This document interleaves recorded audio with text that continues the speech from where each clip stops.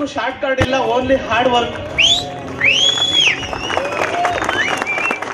ಹೆಸರು ಬಂದು ರವೀಶ್ ಅಂತ, ಪ್ರಾಪರ್ ಬಂದು ತುಮಕೂರು ಪಕ್ಕ ಒಂದು ಹಳ್ಳಿ ಹೊಕ್ಕೋಡಿ. ಸೊ ಈ ಒಂದು ಬಿಸ್ನೆಸ್ ಬರೋದಕ್ಕಿಂತ ಮುಂಚೆಗೆ ತುಂಬಾ ಸ್ಟ್ರಗಲ್ ಪಟ್ಟಿದ್ದೆ. ನಾನು ಎಜುಕೇಶನ್ ಮಾಡಿತ್ತು ಪ್ರೈಮರಿ ಸ್ಕೂಲು ಸಂಖ್ಯೆನ ಮಜ್ಜಿರೂರಲ್ಲಿ. 10th SSLC ಮುಗಿಸ್ದೆ. SSLC ಮುಗಿಸೋ ಅಷ್ಟೊತ್ತಿಗೆ ತುಂಬಾ ಲೈಫಲ್ಲಿ ಚಾಲೆಂಜ್ ಬಂತು.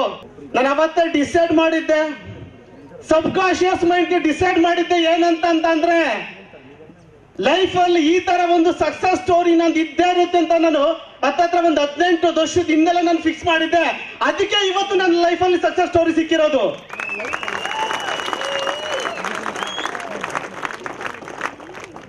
SSLC ಅಪ್ ಟು 1ನೇ ಕ್ಲಾಸಿಂದ SSLC ಹೋಗುವವರೆಗೂ ನಮ್ಮ ಜೀರೂರಲ್ಲಿದ್ದೆ. ಅಲ್ಲಿ ಚಾಲೆಂಜ್ ಬಂತು.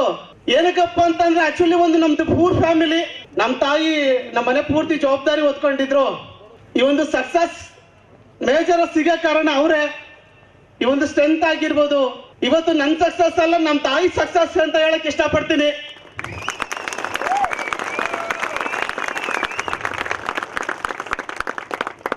ಲೈಫ್ ಅಲ್ಲಿ ಅವ್ರ ಕನ್ಸಿತ್ತು ಏನಾದ್ರು ಒಂದು ಎಜುಕೇಶನ್ ಮಾಡಿ B.Ed ಮಾಡಿ ಒಂದು ಮಾಸ್ಟರ್ ಆಗ್ಬೇಕು ಅಂತ ಸಖತ್ ಕನ್ಸಿತ್ತು. ಬಟ್ ನನ್ನ ಎಜುಕೇಶನ್ ನನಗೆ ತಲೆಗತ್ತಲಿಲ್ಲ. ಲೈಫಲ್ಲಿ ಚಾಲೆಂಜ್ ಇತ್ತು.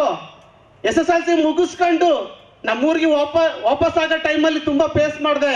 ನಮ್ಮ ಅಜ್ಜೂರಲ್ಲಿ ನಮ್ಮ ಮಾವರ್ದು ಜಮೀನ್ ಚೆನ್ನಾಗಿತ್ತು. ನನ್ ಕನ್ಸಿತ್ತೇನಿತ್ತು ಅಂತಂದ್ರೆ ನಮ್ಮ ಮಾವರ್ಗಿನ್ನ ಜಮೀನ್ ಜಾಸ್ತಿ ಮಾಡ್ಬೇಕು ಅಂತ ಕನ್ಸಿತ್ತು. ಸೊ ಅಲ್ಲಿಂದ ಜರ್ನಿ ಸ್ಟಾರ್ಟ್ ಆಗುತ್ತೆ. ಸೊ ನಾನು high school and primary school education ಮಾಡಿತ್ತು. ಮುಗಿಸ್ಕೊಂಡು ಡಿಗ್ರಿ ಹೋಗ್ತೀನಿ. ಡಿಗ್ರಿ ಹೋಗ್ಬೇಕು ಅಂತಂದ್ರೆ ಅಲ್ಲಿ ಯಾಕೆಂತಂದ್ರೆ ಇಲ್ಲಿ ನಮ್ ಪ್ರದೀಪ್ ಸರ್ ಇದಾರೆ, ನನ್ ಜೊತೆಲೆ ಓದಿದ್ರು. ಡಿಸ್ಕವರಿಲಿ ಬರ್ಬೇಕಾದ್ರೆ ನಾನೊಂದು ಸೈಕಲ್ ಬರ್ತಿದ್ದೆ. ಅದೇ ಕಾಲೇಜಲ್ಲಿ ನಾನು ಸೈಕಲ್ ಬರ್ತಿದ್ದೆ. ಬಟ್ ಅವರು ಡಿಸ್ಕವರಿ ಗಾಡಿಯಲ್ಲಿ ಬರ್ತಿದ್ರು. ಸೈಕಲ್ ಬರ್ಬೇಕಾದ್ರೆ ಕಾಲೇಜ್ಗೆ ಸ್ನೇಹಿತರೆ ನಮ್ಮಲ್ಲಿ ಯಾರು ದುಡಿಯೋರು ಇಲ್ಲ. ನಮ್ಮ ಅಮ್ಮ ಬೆಣ್ಣೆ ವ್ಯಾಪಾರ ಮಾಡಿ ಜೀವನ ಮಾಡ್ಬೇಕಾಗಿತ್ತು.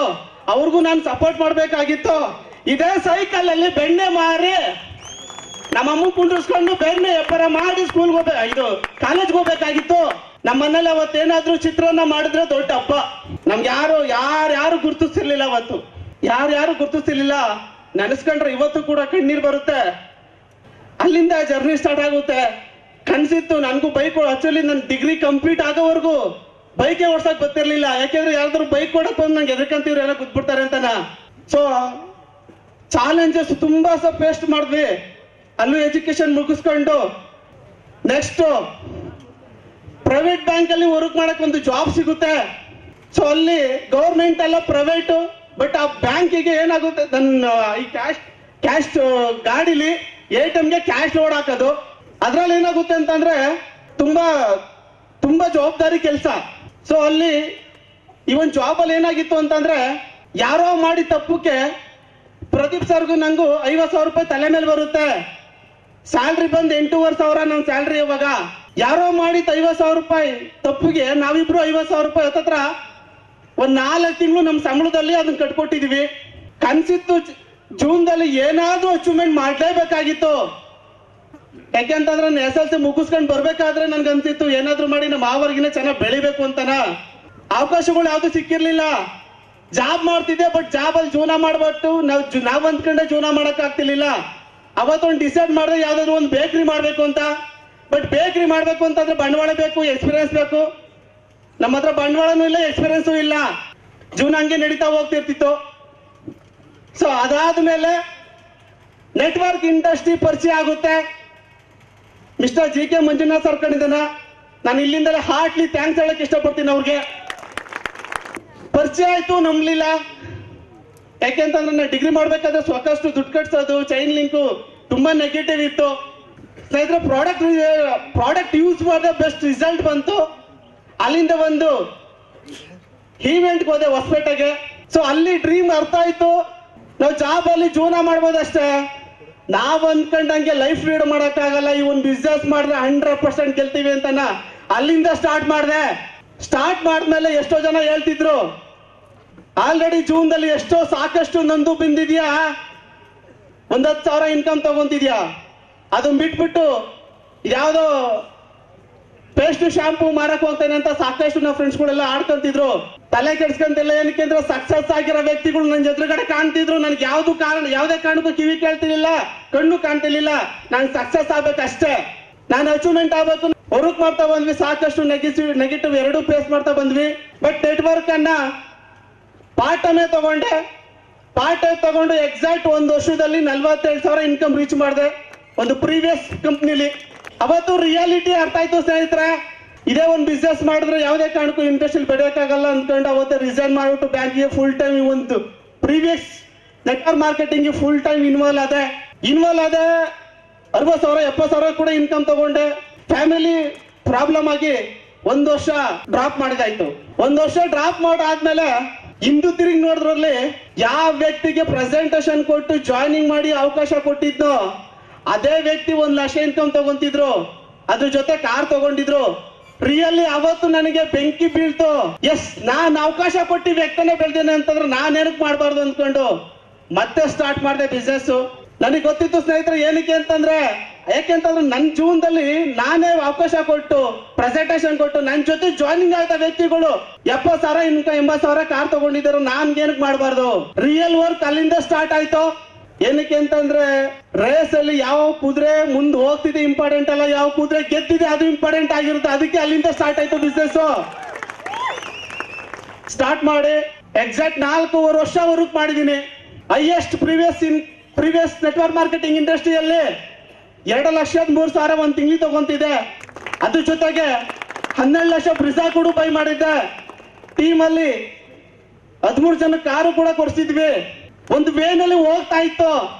ಅಲ್ಲೇನಾಗಿತ್ತು ಅಂತಂದ್ರೆ ಕೆಲವೊಬ್ರು ನಾವು ಮಾತ್ರ ಸಕ್ಸಸ್ ಆಗಿದ್ವಿ. ನಾವು ಕರ್ಕೊಂಡ್ ಬಂದಿದ್ದವ್ರಿಗೆ ಸರ್ ಜಸ್ಟ್ 1 ವರ್ಷ ನಿಂತ್ಕೊಳ್ರಿ, ನಮ್ ಜೊತೆಗೆ 1 ಲಕ್ಷ ಇನ್ಕಮ್ ಕೊಡ್ತೀವಿ ಅಂತಿದ್ವಿ. ಯಾವ್ದೇ ಕಾರಣಕ್ಕೂ ಕೊಡ್ಸಕ್ ಆಗ್ತಿರ್ಲಿಲ್ಲ, ಬರೀ ಹೇಳ್ತಿದ್ವಿ ಅಷ್ಟೇ, ಅವ್ ಕೊಡ್ಸಕ್ ಆಗ್ತಿರ್ಲಿಲ್ಲ. ಸೊ ಅದಾದ್ಮೇಲೆ ಲಾಕ್ ಡೌನ್ ಪೀರಿಯಡ್ ಅಲ್ಲಿ ಮಂಜು ಸರ್ ಒಂದು ಪ್ಲಾನ್ ತಗೊಂತಾರೆ. ನನ್ಗೆ ಡೆಡ್ ಅಪೋಸಿಟ್ ಹೇಳ್ಬೇಕು ಅಂತಂದ್ರೆ 3 ತಿಂಗಳು ನಾನು ಅಕ್ಸೆಪ್ಟ್ ಮಾಡ್ಕೊಳ್ಳಿಲ್ಲ. ಏನಕ್ಕೆ ಅಂತಂದ್ರೆ ಆ ಪ್ಲಾನ್ ನಮ್ ಜೊತೆಗಿದ್ದರು ಬೇರೆ ತರನೇ ಅದನ್ನ ಶೋ ಮಾಡಿದ್ರು. ಅದಕ್ಕೆ ನನಗೆ ಅದು ಡೆಡ್ ಅಪೋಸಿಟ್ ಆಗಿದ್ದೆ. ಅದಾದ್ಮೇಲೆ ಕುತ್ಕೊಂಡು ಕೇಳ್ತೀನಿ ಮಂಜು ಸರ್ ಹತ್ರನ, ಬಟ್ ಇವ್ರು ಹೇಳಿದ್ಕು ಬಟ್ ನಮ್ ಜೊತೆಗಿದ್ದರು ಕೊಟ್ಟಿದ್ಕು ಲಾಟ್ ಆಫ್ ಡಿಫ್ರೆನ್ಸ್ ಇತ್ತು. ರಿಯಾಲಿಟಿ ಅಲ್ಲ ಆಯ್ತು ಸರ್ ಸ್ನೇಹಿತರೆ. ಏನಕ್ಕೆ ಅಂತಂದ್ರೆ ಇವ್ರ ಜೊತೆ ನಿಂತ್ಕೊಂಡ್ರೆ 100% ಗೆದ್ದೇ ಗೆಲ್ತೀನಿ. ನನ್ನ ಲೈಫ್ 2 ಲಕ್ಷ ಅಲ್ಲ, ನನ್ನ ಟೀಮ್ ಅಲ್ಲಿ ಮಿನಿಮಮ್ ಒಂದು 100 ಜನಕ್ಕೆ 200 ಜನಕ್ಕೆ 300 ಜನಕ್ಕೆ 2 ಲಕ್ಷ ಕೊಡಿಸ್ಬೋದು ಅಂದ್ಕೊಂಡು ಅವತ್ತು ಡಿಸೈಡ್ ಮಾಡಿ ಫಿನಿಶ್ ಸ್ಟಾರ್ಟ್ ಮಾಡ್ತೀನಿ.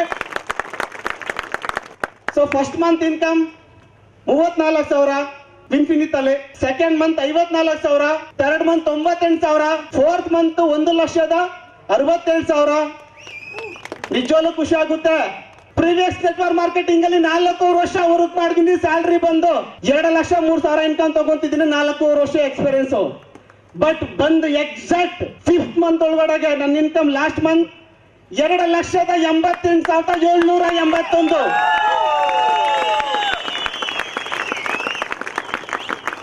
ಪ್ರತಿಯೊಬ್ಬರಿಗೂ ಏನ್ ಹೇಳೋದು ಅಂತಂದ್ರೆ, ಪ್ರತಿಯೊಬ್ಬರಿಗೂ ಅವ್ರದೇ ಒಂದು ಶಕ್ತಿ ಇರುತ್ತೆ.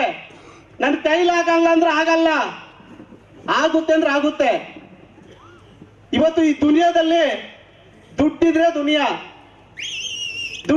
ದುನಿಯಾ, ನಾವು ಚೆನ್ನಾಗಿದ್ರೆ ದುನಿಯಾ, ನಾವು ಚೆನ್ನಾಗಿದ್ರೆ ಫ್ರೆಂಡ್ಸು, ಇಲ್ಲ ಅಂದ್ರೆ ಯಾರು ಬರಲ್ಲ.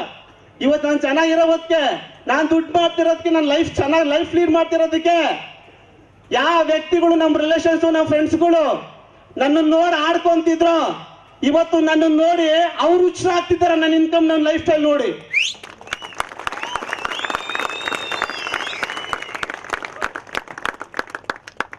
%100% ಹುಟ್ಟು ದರಿದ್ರ ಆಗಿದ್ರು ಸಾವು ಅನ್ನೋದು ಚರಿತ್ರೆ ಆಗಿರ್ಬೇಕಂತೆ. ಇಷ್ಟನ್ನ ಹೇಳ್ತಾ ನಾನು ಮಾತು ಮುಗಿಸ್ತಾ ಇದ್ದೀನಿ. Thank you.